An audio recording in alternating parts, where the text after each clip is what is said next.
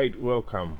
We're talking about one of the best mastering tools as far as audio is concerned.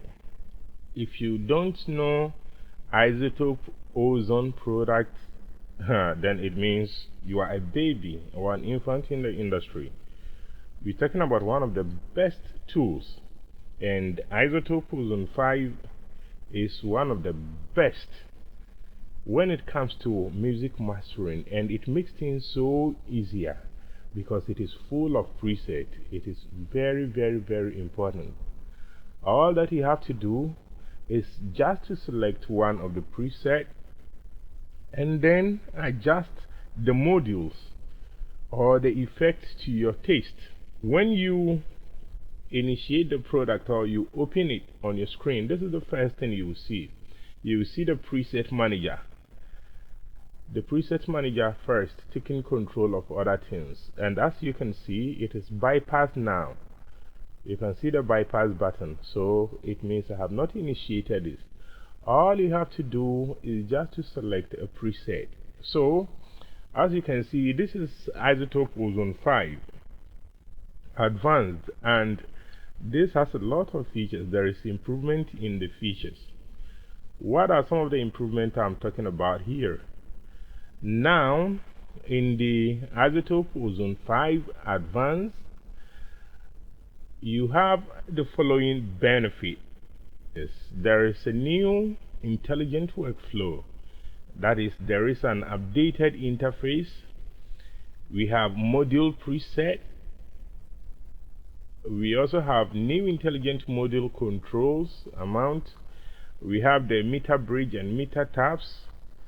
We have the components plugins, and then under processing we have new processing innovation. We have the harmonic exciter triode modes. We have the upward dynamic processing and soft knee compression. We also have enhanced hybrid reverb module in the new features of the Izotope. This I'm saying, when you are mastering, is just to pick a preset. So this is the preset manager. I'm going to close it now. You can close it just by clicking the close button here, as I have done. In Izotope Ozone 5, these are the modules.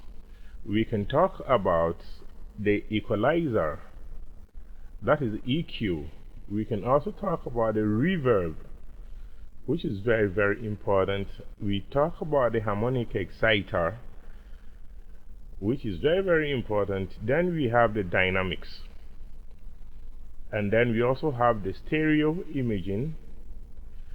Then we have the post equalizer, and then finally we have the maximizer, which controls the final mastering volume. And this is very important. So these are the modules or the effects we have as far as Izotope Ozone 5 is concerned, and you can see it is basically used for mastering. Izotope Ozone 5 Advanced is good for mastering, and it makes your work so easy. As I said, it's just a matter of choosing a preset. It's just a matter of choosing a preset, and then after choosing the preset, if it works close to your song or if it fits in your song, all that you have to do is just to do the adjustment to suit your song. So there is this song I have. Let's listen to this.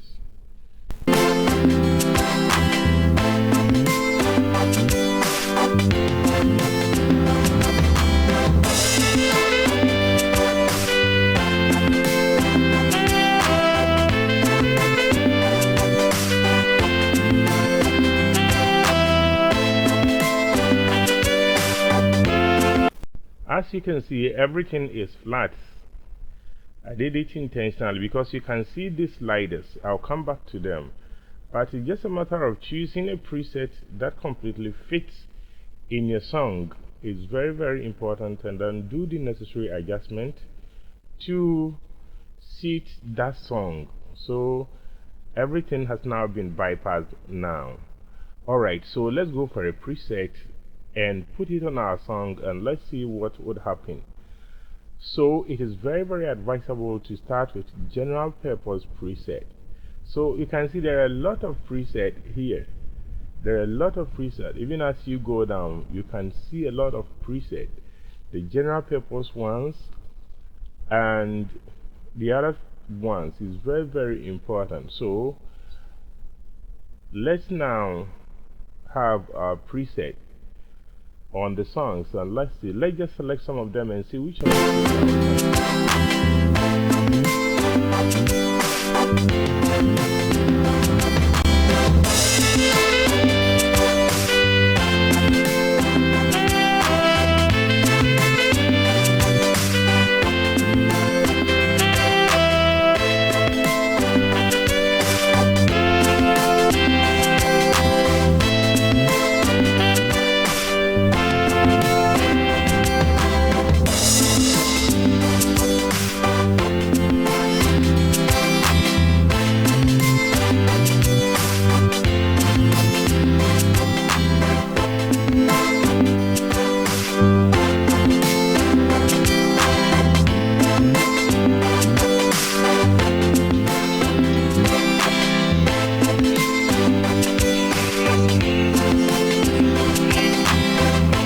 Yes, so you keep selecting until you find what suits you.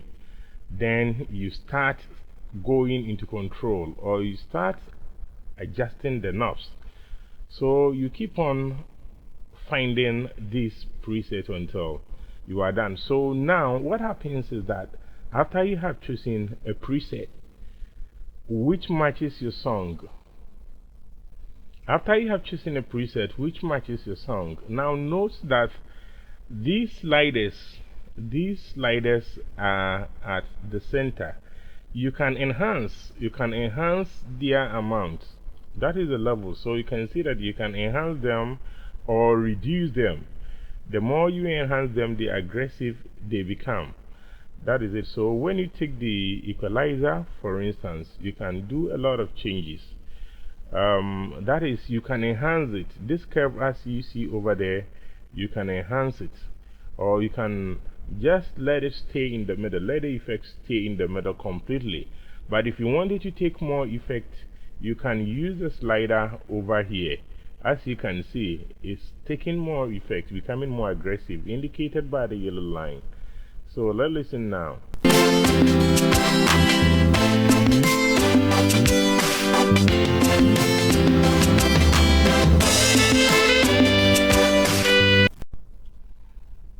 And listen, there are 3 EQ mode. You can stay in this mode: analog, digital, or matching. It's so easy to do this.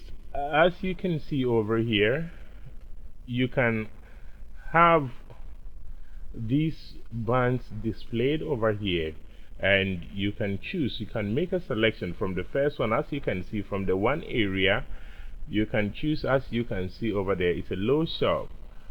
You can rather increase it, or you can go for a bell. You can go for, there are a lot of presets over here which make the work very easy, very easy. So it's very important. And you still have the option, if you should go for low sharp, is it analog or vintage, you can have them. So it's full of nice presets which suit you or which work better. Alright, when you come to the reverbs, it's also so easy. The preset I selected does not have a reverb, but I have just initiated a reverb over here. You can see the mode we have here. That is, we can talk about the rooms as you see them here. We have the room, theater, plate, hall, cathedral, and then the arena. You can use all of this to your benefit. It's very important. And after they have been selected, it's just so easy. They are going to function just as you want them. So you have the harmonic exciter, and as you can see, the harmonic exciter can be split into bands.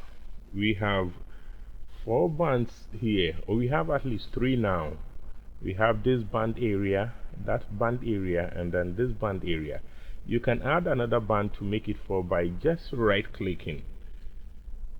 Just right click on the band, right click here, and you have the option to insert a band. So you can insert another band, now making them 4. And when they are 4, you can determine the cutoff point or the cutoff areas for the band, which is very easy to do. And when you do that, you have the additional function. So let's listen to what we have on.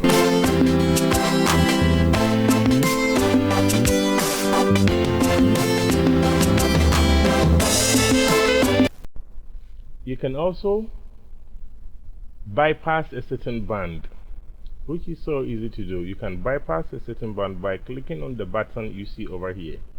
There is a B button here, and you can do that easily.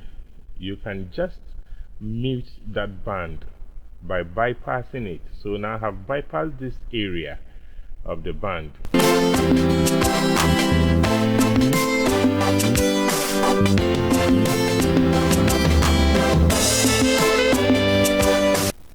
That is cutting a lot of bass there, or reducing our bass to a reasonable level. So I just cut or bypass this band. Just click on this button and it is done.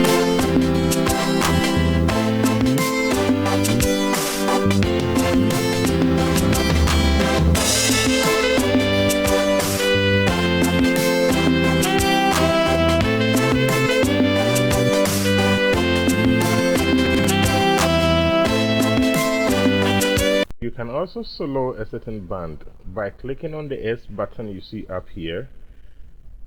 You can solo this band, which is very easy to do. You can solo this band over here.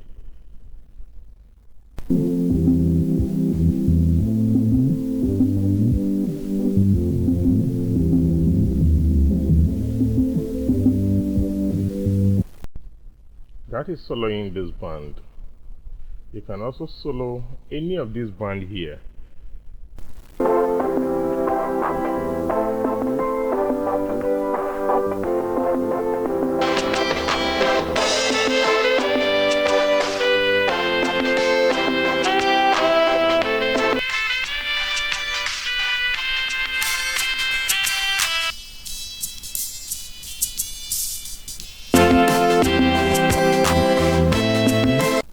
So this is a multi-band harmonic exciter. When you come to the dynamics, you can have the same function. You can have this split, splitting the bands into 4 frequencies in order to work with them. Let's listen.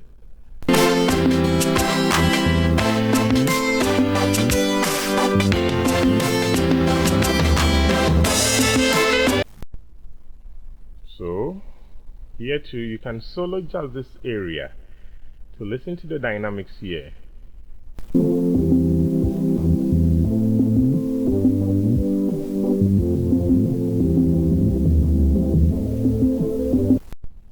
You can also bypass, that is, put it off completely, that area, the dynamics of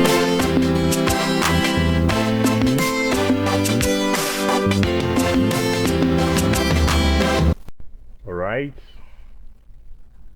You can solo any of these areas to work with. You can solo any of these areas. It's very important that you can do it. Alright. So that is it about working in multi-band. Alright. The presets work better based on your input level, because they work over a certain threshold or under a certain threshold. It's very important that you set your input level to a very appreciable level. See these buttons over here. If you take a certain preset, or you click on a certain preset and you click the solo button, it means that is the only effect or module you're going to experience. That is the only module you can listen to and work on it without listening or hearing the other effects. The other effects will not be heard, but only the one you have soloed. So So this means that all other effects are off except the one that has been soloed. And as soon as you click on another one or you come to another module, the solo button is off so that you can work over here. If you solo this one too, that is the only effect you are going to hear. When you bypass a certain selected module, when you bypass it, it means it is not going to work. And you can also bypass by just putting off these lights you see over here, the LED light, the LED light you see over here. Now, each of these modules you see over here also have their own preset. They also have their preset here. Just click on the button here and you see their preset showing. You can take any of them. You can select any of these presets. So, the small button you see over here, that is after the power knob, gives you the preset for that module, and it's very, very easy to do. So you can just click on a preset if you like it. All you do is you write add. Just all you do if you like a certain preset is you click on add. When you click on add, what happens is that for that same preset you'll be able to give it another name to use. But when you click rename, it means you are going to change the name of that preset. So that is very, very important. But when you click on add, that same preset you'll be given the option to give it another name, whilst the older one will be there. It's very, very important that you know how to do this. Alright, when you come to the option, you have a lot of options here as far as the interface is concerned. So you click the option button, you are given certain options: show legend, show extra curve, show how you want the display to be done. So that is option. Then history will take us through what we have already done. And you can go back to the level, a certain level you lagged, or a certain level you worked in. You can go back easily to that level. So history also take us back steps. Through our back steps, then we can have the graph. The graph here shows us what we are doing. That is the arrangement. You can see the signal flow in the graph.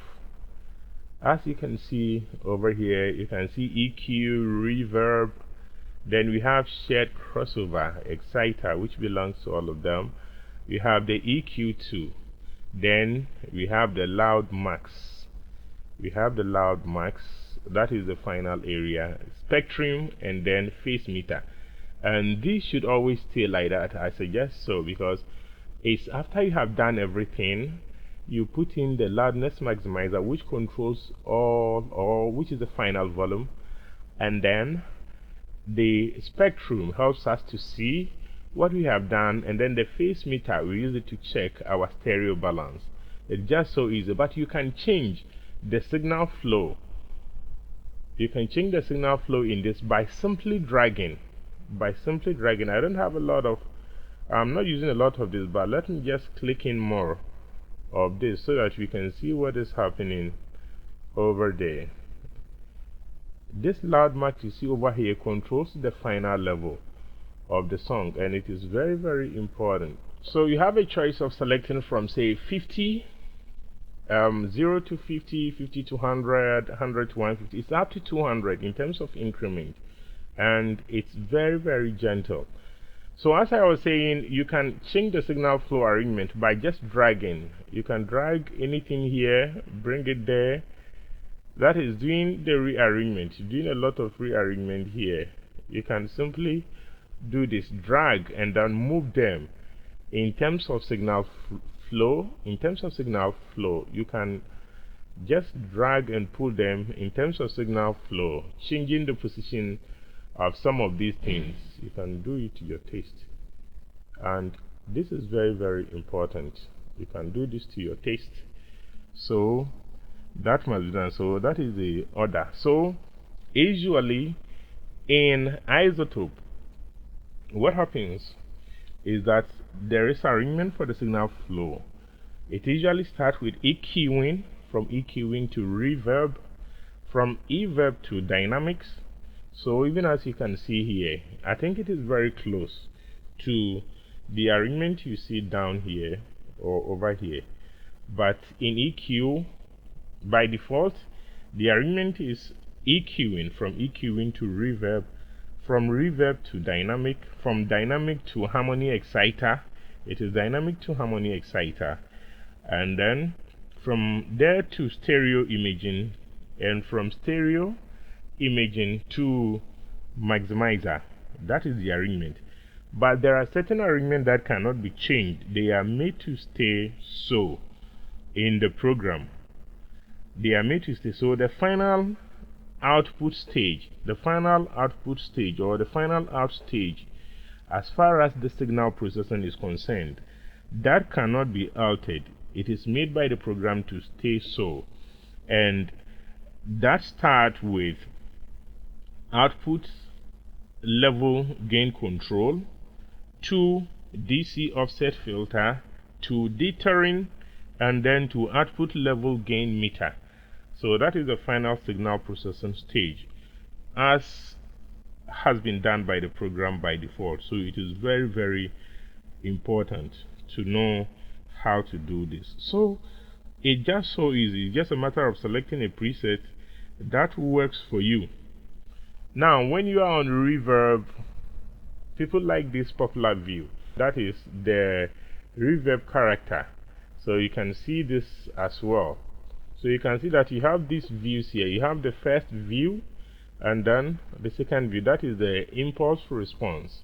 This program has everything you need. As far as mastering is concerned, there are a lot you can do that I cannot talk about here. These are the basic modules we usually use for mastering, and it's so easy to use them. The EQ, the reverb, the harmonic exciter, the dynamics, and stereo imager. Let's look at this.